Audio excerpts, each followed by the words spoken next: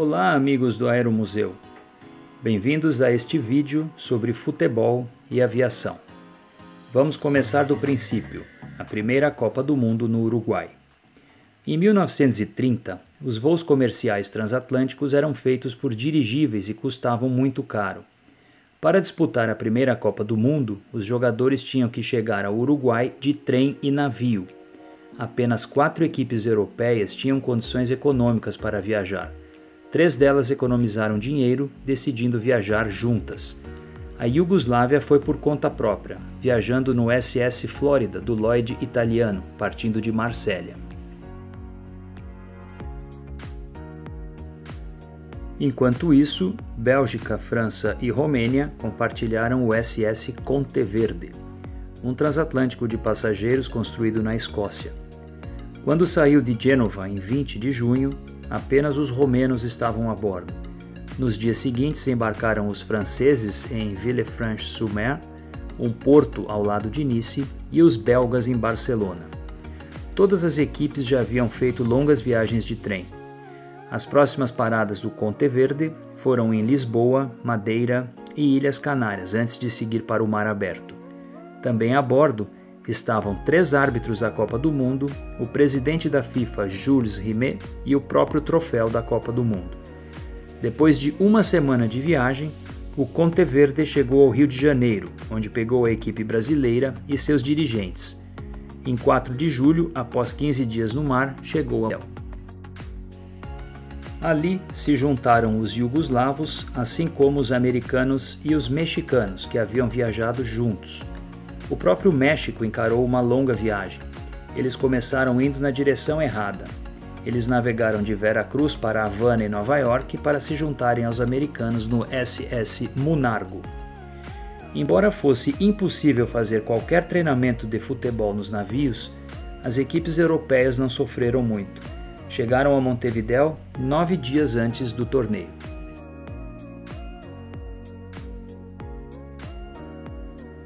Aqui vemos o embarque da seleção de 34, em 12 de maio, para 11 dias de viagem rumo à Itália. A participação do Brasil foi muito curta, somente um jogo em Gênova, uma derrota de 3-1 contra a Espanha.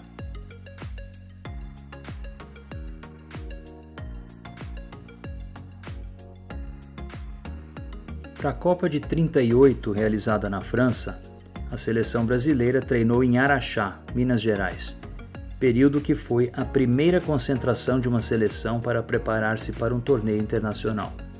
No dia 30 de maio, os craques do Brasil embarcaram no porto do Recife para os 12 dias de viagem para a Europa a bordo do navio Arlanza. Uma viagem ainda mais longa foi feita em 38, quando as Dutch East Indies, Índias Orientais Holandesas, atual Indonésia, se tornaram o primeiro país asiático a disputar a Copa do Mundo. Em 27 de abril, eles embarcaram no MS Baloiran, no porto de Tanjong Priok. No caminho para a França, eles pararam em vários lugares, incluindo a Singapura, antes de eventualmente passarem pelo Canal de Suez. Eles atracaram em Marsella, depois pegaram um trem para Paris e outro para a Holanda, chegando em Haia em 18 de maio, depois de viajar por 22 dias. Ficaram hospedados na Holanda, onde conheciam bem o idioma, aparecendo na França apenas para jogar sua única partida na Copa do Mundo. Uma derrota de 6-0 contra a Hungria. A maioria do grupo voltou para casa no MS Christian Huygens, que partiu de Gênova. A viagem de ida e volta levou 6 semanas.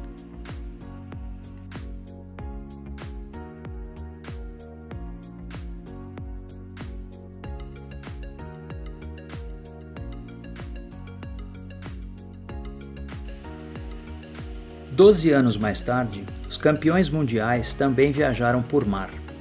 Decisão compreensível, pois em 1949, um acidente aéreo dizimou toda a equipe do Grande Torino, base da seleção italiana. Este acidente ocorreu durante a fase de aproximação para Torino, quando um Fiat G212 da Aviolinee Italiane, colidiu com uma montanha, atingindo o muro de retenção localizado atrás da Basílica de Superga, vitimando todos os seus 31 ocupantes. Assim, em 1950, a Itália foi para a Copa do Mundo de navio até o Brasil, quase uma viagem tão longa quanto em 1930. Esta viagem de navio, entretanto, teve consequências terríveis para a condição física dos jogadores italianos. Um deles, Edisto Pandolfini, disse que ganhou 3 quilos. "Levamos 50 bolas conosco", acrescentou ele. "Todas elas acabaram no mar." O time parou para uma partida amistosa em Las Palmas, onde eles jogaram muito mal. Após mais de 2 semanas nos mares, a Itália chegou a São Paulo, onde perderam para os suecos. Eles venceram sua segunda partida contra o Paraguai. Pandolfini marcou em sua estreia internacional, mas já estavam eliminados. Os únicos campeões reinantes a serem eliminados após jogarem apenas uma partida. Ironicamente, a maior parte do plantel voltou à Itália por via aérea, à exceção de seu atacante mais importante, Benito Lorenzi, que se sentiu mais seguro com outra viagem marítima.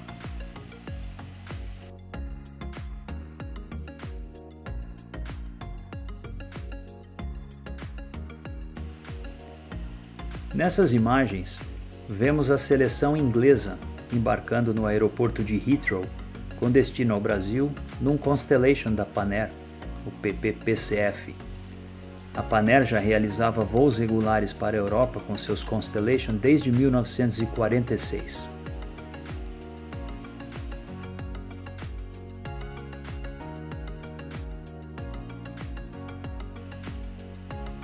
Aqui, posando para uma foto na chegada ao galeão.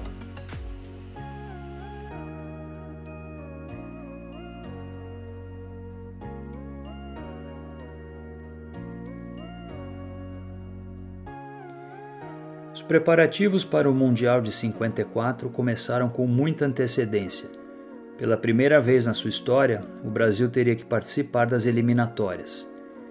Antes de embarcarem para a Suíça, alguns integrantes da delegação brasileira foram ao Palácio do Catete para se despedir do presidente Getúlio Vargas. Em 25 de maio, em avião da Pan Air batizado de Expresso Copa do Mundo, o Brasil viajou com uma numerosíssima delegação, tendo sido a primeira vez que a seleção viajou para uma Copa do Mundo de avião.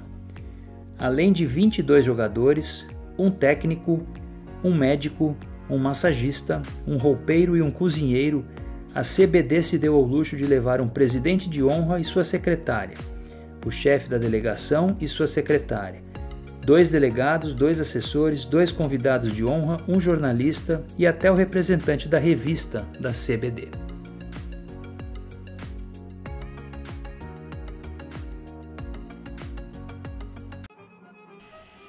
Mesmo quando a viagem aérea era mais comum, nem sempre era rápida e confortável.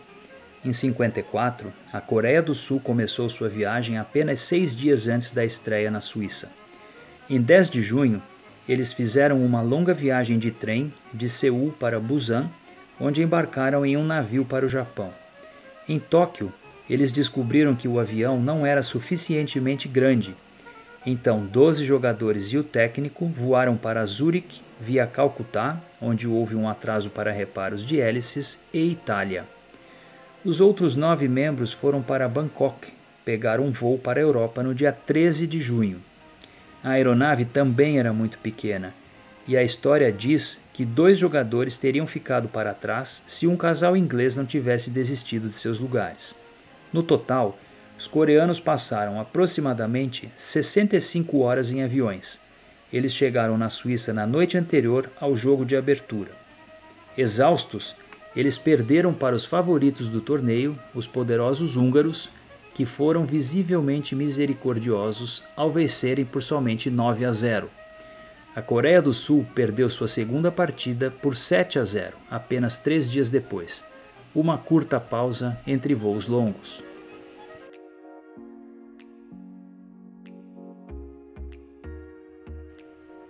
Nesta foto vemos Otávio Muniz, de fone de ouvido e no pé da escada, recebendo em São Paulo a seleção brasileira no dia 15 de maio de 58, desembarcando do PP-PDG às vésperas da Copa da Suécia. Os jogadores são Canhoteiro, Djalma Santos, Gino Orlando, Dino Sani, Gilmar, Oreco e Jadir, o último ao alto.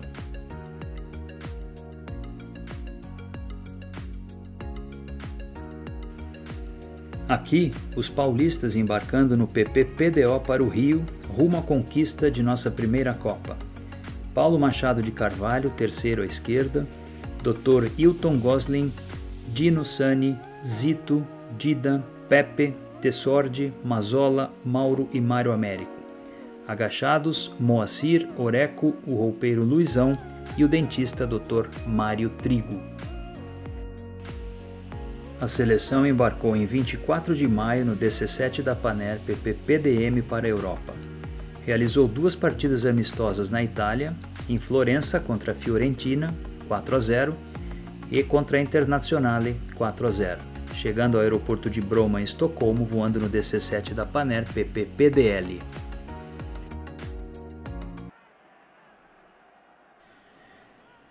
O vilarejo de Indas, próximo a Gotemburgo, foi o local de concentração da seleção durante a Copa.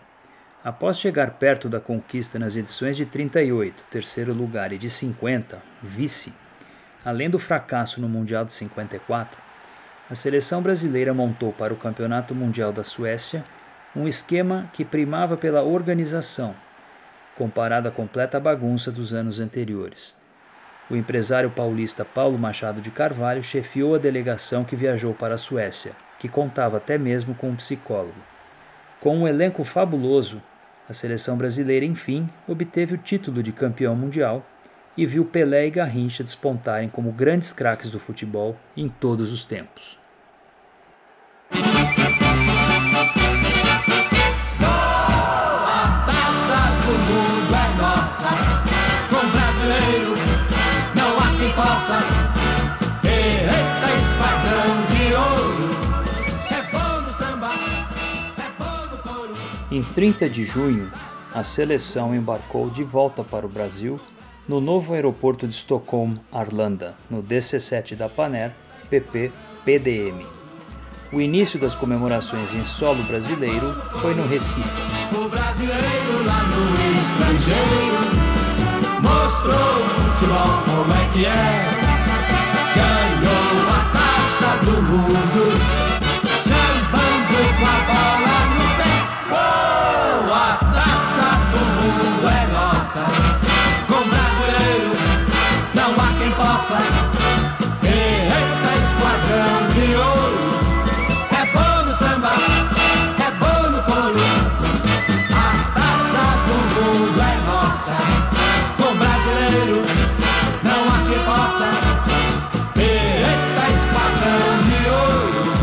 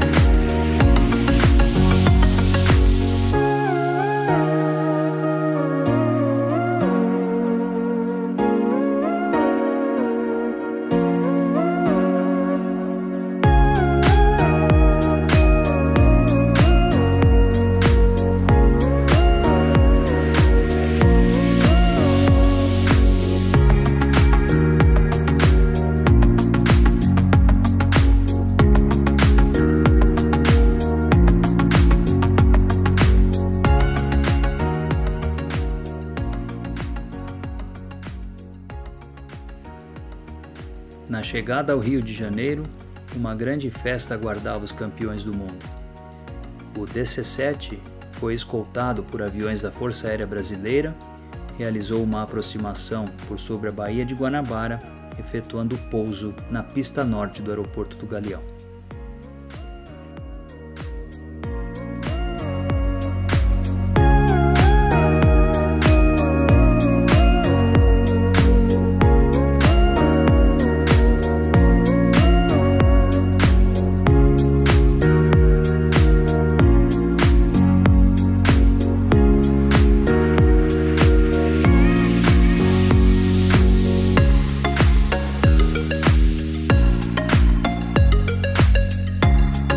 Chegada ao Galeão, uma multidão aguardava os jogadores, que desfilaram em carro aberto até o Palácio do Catete, onde foram recebidos pelo presidente JK antes de seguirem viagem para São Paulo.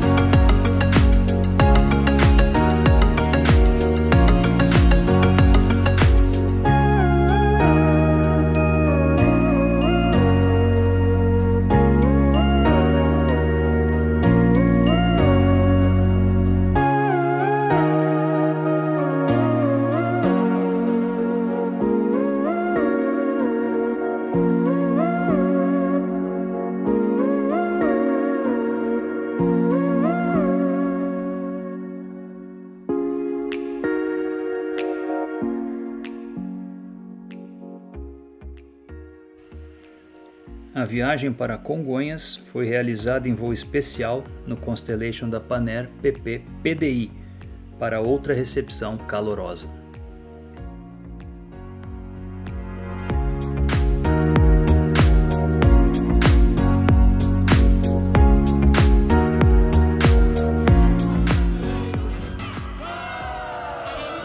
Continua rompendo os cordões de isolamento, os mais distantes do aeroporto, e vejam a correria.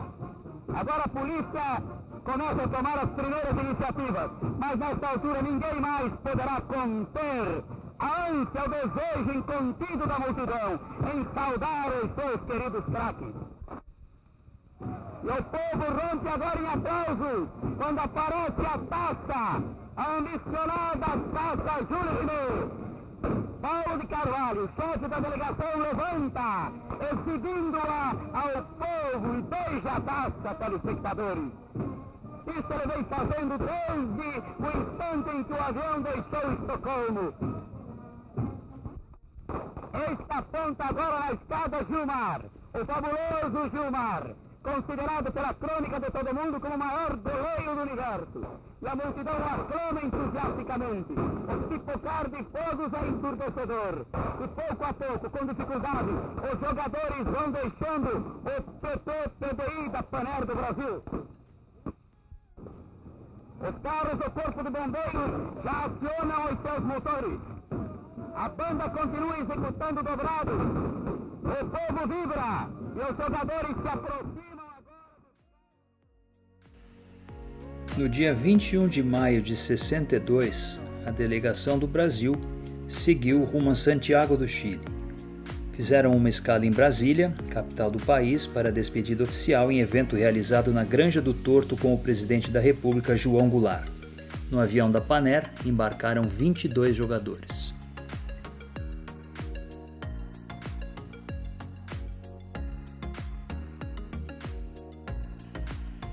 Brasil e Tchecoslováquia novamente se encontrariam na final. Masopust abriu o placar. O Brasil empatou com Amarildo, Zito virou e Vavá marcou o terceiro. Com o placar em 3-1, o Brasil se sagraria bicampeão mundial de futebol.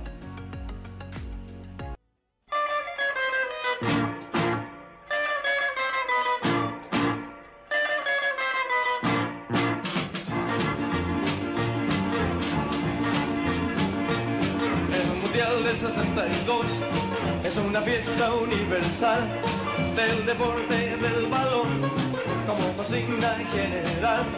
Celebrando nuestros triunfos, bailaremos rock and roll.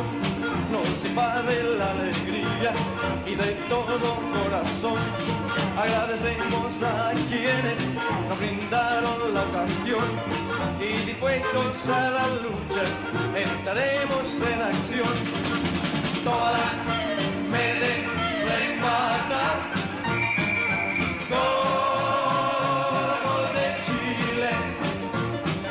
Sonoro se hache y bailemos rock and roll.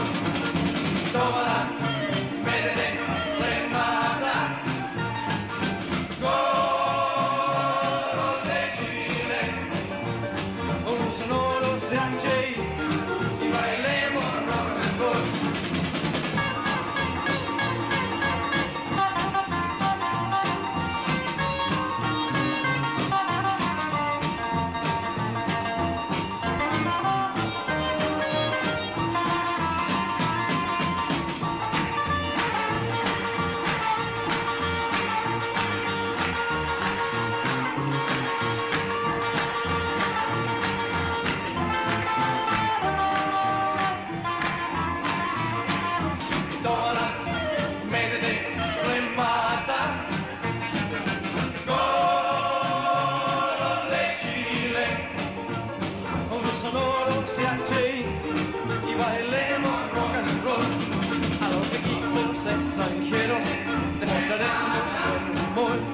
Y como buenos chilenos, hidalguía y corrección. Y aunque sea en la derrota, bailaremos rock and roll. Tómala, métete, remata. Gol de Chile, con sonoro se hache y bailemos rock and roll.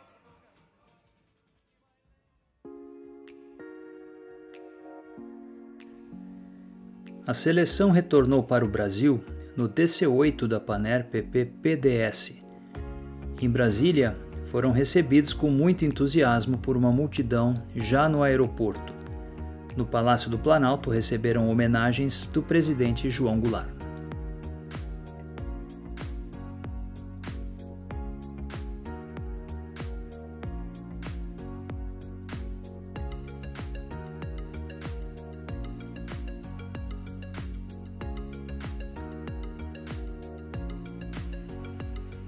Após as cerimônias em Brasília e no Rio, a seleção prosseguiu para São Paulo no Constellation PP-PDH.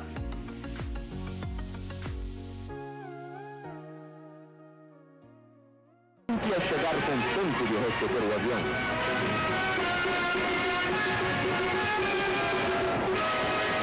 E São Paulo, a exemplo do que sucede em todo o Brasil, é tomada de festivo delírio geral. Vive-se uma espécie de carnavalesca. Desde o final do jogo em Santiago do Chile, os paulistas e paulistanos passam a comemorar a homérica vitória. Graças ao punhado de atletas magníficos, conscienciosos e decididos, culminamos na finalíssima, vencendo a equipe dos valorosos tchecos, através de um vulgar empenho. Futebol é a grande notícia. Somos bicampeões de fato e de direito.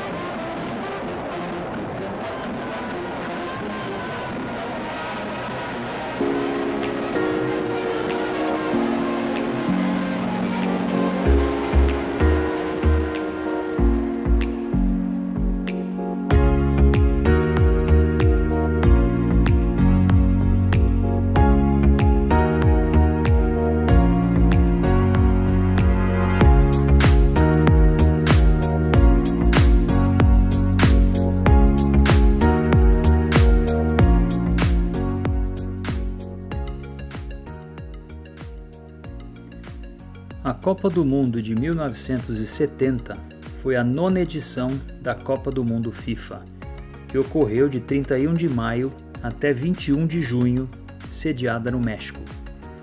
A vitória na final contra a Itália por 4-1 consagrou o Brasil como a primeira equipe a conquistar 3 títulos na história das Copas e pôde reter a posse da taça Jules Rimet permanentemente.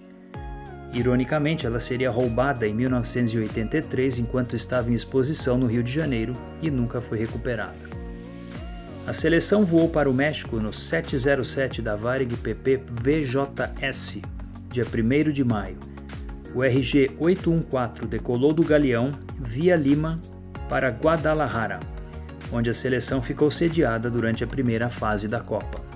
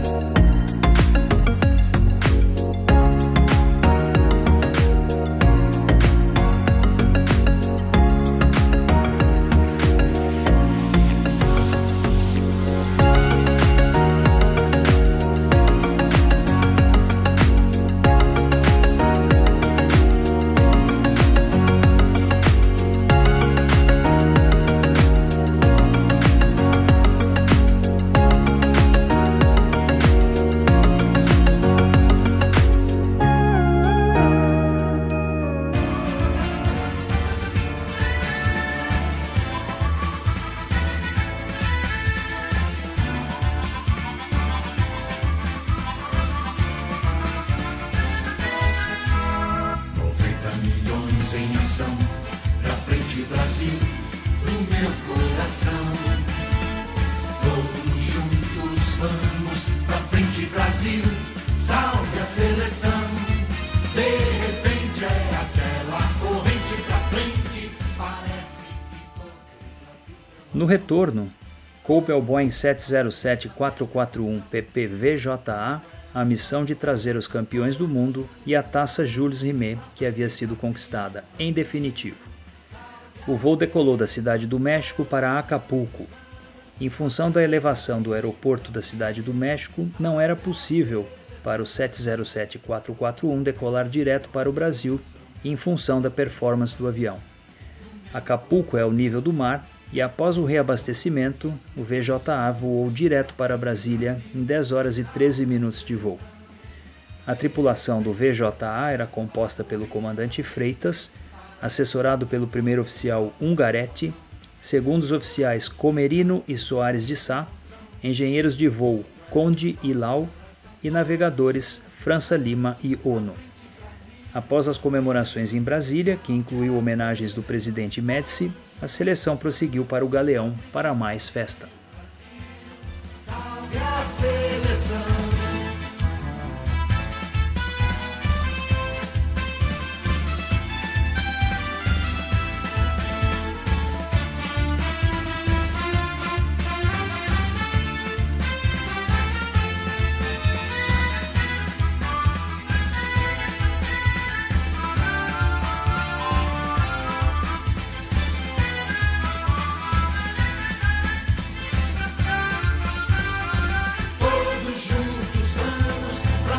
Brasil, Brasil, salve a seleção. Todos juntos vamos pra frente, Brasil, Brasil, salve a seleção. Todos juntos vamos pra frente, Brasil.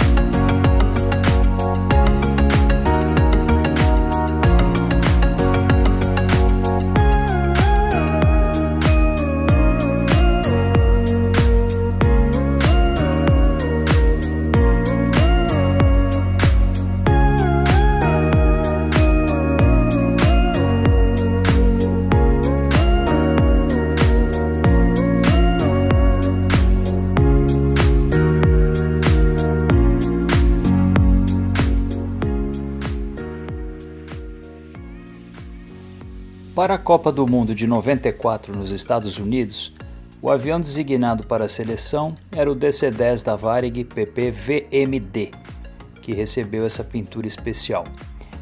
A Varig ainda colocou à disposição da seleção, durante todo o período da Copa, o 737-300 PP-VPA, que foi levado para os Estados Unidos e serviu a seleção nos seus deslocamentos internos.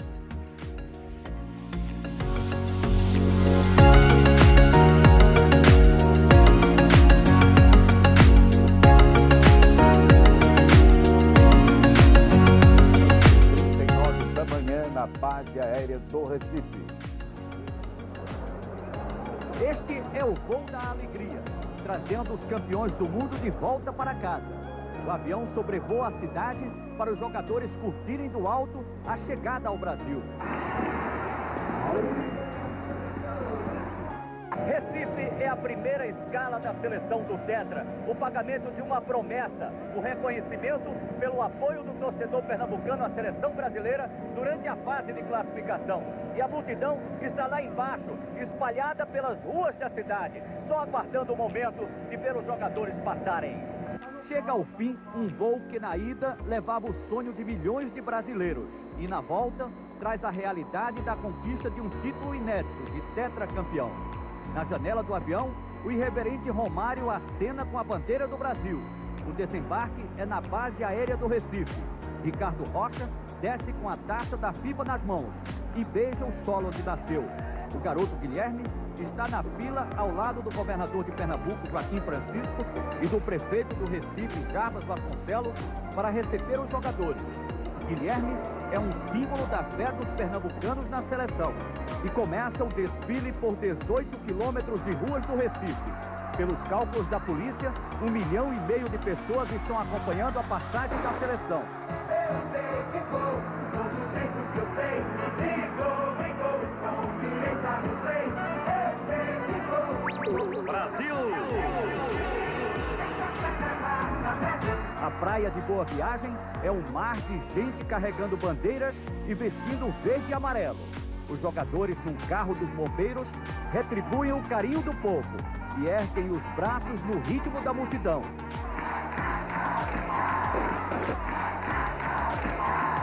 Eu sei que vou, do jeito que eu sei, de gol em gol, com direita no play. Eu sei que vou. Brasil! O desfile que estava previsto para 2h30 terminou se estendendo por quase 5 horas. E o povo acompanhou o tempo todo, fazendo a festa que esperou por 24 anos.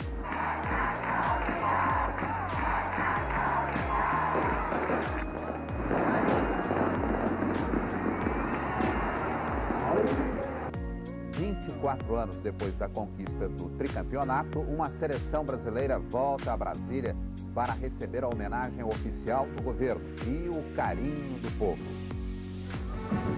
Milhares de pessoas esperavam a chegada dos tetracampeões na Praça dos Três Poderes. Por causa do calor, muita gente desmaiou. Pouco antes do avião da vitória aparecer nos céus, uma surpresa. Um torcedor se exibe perigosamente no alto do mastro da bandeira, a mais de 100 metros de altura. Surge o DC-10, escoltado por 4 caças da Força Aérea. Ele faz um sobrevoo em torno do eixo monumental. O avião toca o solo. Pouco depois, 2 bandeiras brasileiras surgem da cabine de comando. Uma delas, à esquerda, é agitada pelo craque da Copa, Romário.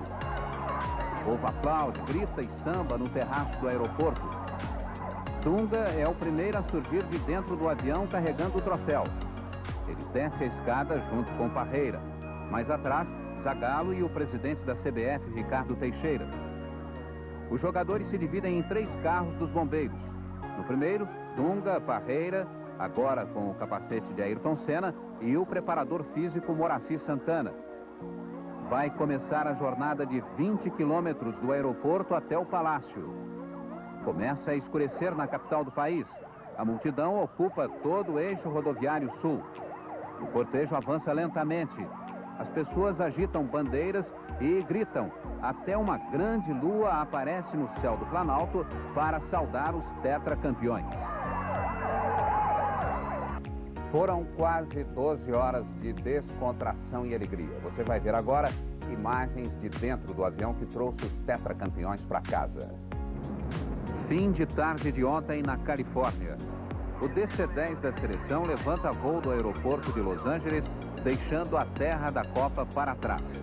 Zinho, Márcio Santos, Viola, Gilmar e Bebeto comandam o primeiro pagode a bordo.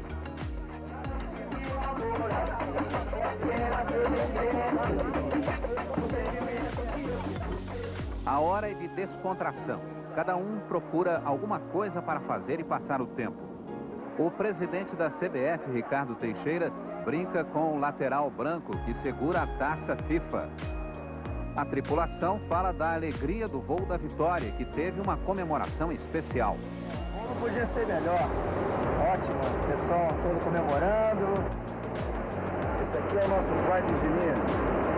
E ele está, além de estar trazendo o caneco do Tetra, ele está fazendo anos hoje, 55 anos, e é o último voo dele, quer dizer, fechando com chave de ouro.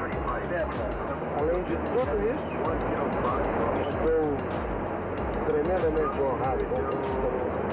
O coordenador técnico Zagallo não esconde a felicidade. Só foi para dar guerra, agora é o voo do Tetra. Esse é o voo. O atacante Viola era um dos mais animados. Ele usou uma musiquinha para mandar um recado. Escala, um café na sua sala, só cabeça gente embala, um chamego sem dormir, chama viola. E o voo foi todo assim. Alguns brincando, outros aproveitando o tempo para ler. Mas a maioria queria mesmo era pagode. O dia amanhece no Brasil e o voo vai terminando. A pedido dos jogadores, o avião dá algumas voltas a mais sobre o Recife. A delegação queria sobrevoar a praia de Boa Viagem para ver a festa que os pernambucanos tinham preparado. Em 2002, o avião da seleção foi o 767-300 PP-VOI. A seleção foi para o Japão em voo pelo leste, com alguns jogos amistosos pelo caminho, e voltou pentacampeã também pelo leste, completando uma volta ao mundo no avião da Varig.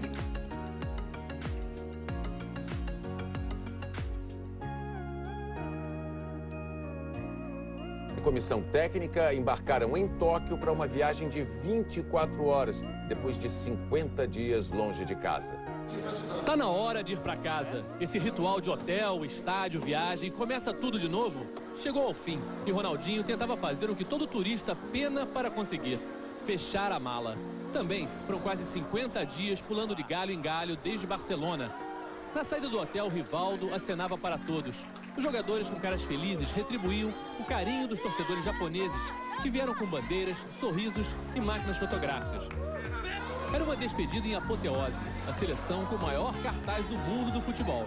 Ronaldinho sai do hotel rapidamente, ainda com um novo corte de cabelo. Para o aeroporto, eram 100 quilômetros, 1h30 de ônibus pelas autoestradas próximas a Tóquio. Um maravilhoso dia nublado era o cenário. Todos no ônibus aliviados que a Copa terminou, com caras cansadas, mas felizes. Na rádio japonesa, uma música que bem que podia estar na cabeça de todos. Finalmente eles chegaram ao aeroporto de Narita e daí em diante ficaram fechados numa sala. Foram os últimos passageiros a embarcar nesse voo especial. Um avião especial, todo pintado, preparado para a seleção. Rivaldo no telefone, Ronaldinho Gaúcho e Roque Júnior já prontos para o samba no voo. Cansado já. É a taça? A seleção brasileira sai daqui com algo muito especial, muito valioso, o pentacampeonato. E sai com essa imagem de mais proximidade em relação à Coreia e Japão e também com muita coisa diferente. Alguns pegaram mesmo um jeito oriental. Touca de samurai, esse guerreiro brasileiro era só sorrisos. Primeira coisa no Brasil, o que vai ser? Vamos comemorar de todo jeito, vamos ver a reação do povo também com a gente, né, com a nossa chegada. Lá vai a seleção com muita coisa na cabeça. São 24 horas de viagem, uma escala em Los Angeles até a chegada em Brasília. Eles já estão nas alturas e nós também. E tem as informações sobre o voo do Penta. Foram 12 horas de viagem entre Tóquio e Los Angeles, um voo bastante animado, com ritmo de pagode. Difícil era conseguir dormir. Foi isso mesmo, Rivaldo? Animação, todo mundo com muito fôlego ainda. Foi isso, né? E só viemos dormir já no finalzinho, já chegando aqui, porque os pessoal não deixaram a gente dormir, além de muito pagode, muito assinar a camisa de torcedores e muitas pessoas que estavam dentro do avião. O Brasil inteiro espera pela seleção brasileira, ainda são mais 12 horas pela frente, para descansar, para repor as energias, porque tem muita festa no Brasil também, Rivaldo. Tem muita festa, a gente sabe disso e estamos preparados, estamos com aquela vontade de chegar logo em Brasília e fazer uma festa com todo o pessoal que está lá em Brasília nos esperando. Na comissão técnica brasileira, mais uma vez o Ronaldinho. São imagens o trecho entre Los Angeles e Brasília. Denilson, Vampeta, descontração dos jogadores.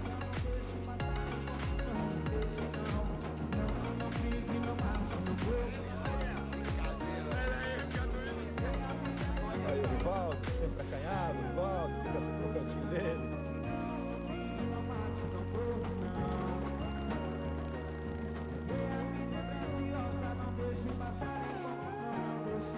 Kaká ali filmando tudo, mais uma vez o Gilberto Silva, o Cleberson, daí o Denilson, muitos deles com a medalha no peito de ponta a ponta. Né? Tirar pra quê?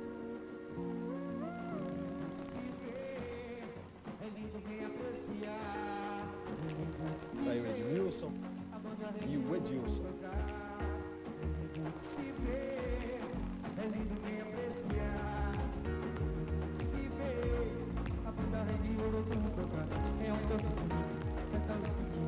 Roberto Carlos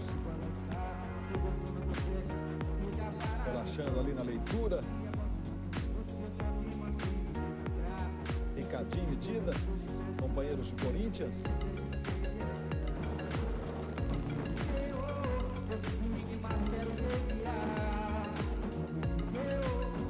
Capitão Cafu, mais uma vez aí Ricardinho e Dida.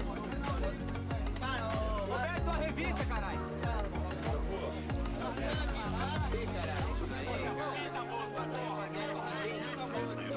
Tá aí o Cafu, mostrando o copo, o Belete. Enfim, jogadores da seleção do Brasil. Dionísio Brinde com a câmera ali, o Belete filmando tudo, o Cafu também. Toma um negocinho aqui, outro ali. Apanha algo ali na mão do comissário. O Brinde é o pentacampeonato. Enfim, tem imagens do voo da seleção no segundo trecho, no trecho entre Los Angeles e Brasília. Luiz, nada com uma viagemzinha no Japão, né? Todo mundo volta de câmera nova, né? Tecnologia, né? Avançada. E vamos filmando tudo, né? Muito bem, tá aí o Edmilson, que é do interior de São Paulo. A família Edmilson reside em Matão, no interior de São Paulo, embora ele tenha nascido em Taquaritinga. Tá aí o Ricardinho. Enfim, a festa toda, os jogadores, o bate-papo deles tá dentro do avião. A forma para fazer o tempo passar, para encarar uma viagem um total de mais de 30 horas, né? Se você começar a disparar o cronômetro a partir do momento que eles entraram no ônibus na porta do hotel em Yokohama, só ali 100 quilômetros, 1 hora e 40 minutos. Depois de embarque, alfândega na saída, alfândega na chegada, a parada de... Aí o pai do Ronaldinho conversando, divertindo a rapaziada, contando umas histórias. O Ronaldinho tá assim, morrendo de rir ali com o pai dele. São imagens do avião da seleção no segundo trecho da viagem, depois da parada técnica em Los Angeles. Na chegada ensolarada a Brasília, o avião da seleção é escoltado por 5 caças supersônicos F-103 Mirage da Força Aérea Brasileira. Após 51 dias fora do Brasil, a seleção volta consagrada para festejar nos braços do povo.